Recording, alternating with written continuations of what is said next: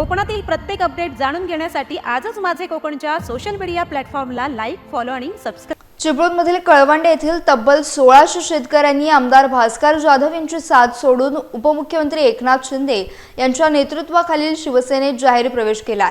संपूर्ण गावाने एकत्रितपणे पक्षांतर करण्याची जिल्ह्यातील ही पहिलीच मोठी घटना मानली जाते. गेल्या 2 वर्षांपासून कळवंडे धरणाच्या दुरुस्तीचा प्रश्न प्रलंबित असल्याने स्थानिक ग्रामस्थ लोकप्रतिनिधींवर कमालीचे संतापले होते. यावेळी पालकमंत्री उदय सामंत आणि गृहराज्यमंत्री यांच्या प्रमुख उपस्थितीत प्रसिद्ध उद्योजक वसंत उदेक यांच्यासह हजारो ग्रामस्थांनी हाती धनुष्यबाण घेतलाय. यावेळी पुढील 8 महिन्यात धरणाचा प्रलंबित प्रश्न मार्गी लावण्याचं ठोस आश्वासन देण्यात आलंय. आम्हाला राजकारण नको असून जो विकासाला साथ देईल त्याच्यासोबत आम्ही राहू अशी भावना शेतकऱ्यांनी व्यक्त केली.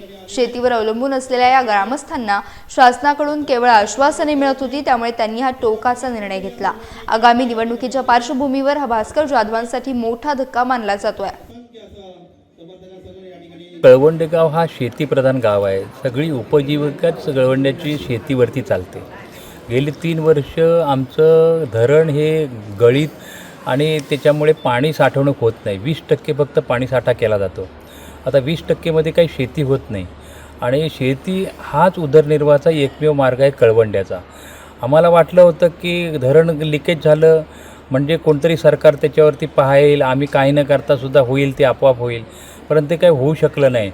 लोकांना वाटलं की आता हे धरण होणार की नाही होणार. एखाद्याचं धरणातनं 5 माणसांचा बळी गेला असता तर सरकारचे डोळे उघडले असते, सरकारने लगेच केलं असतं.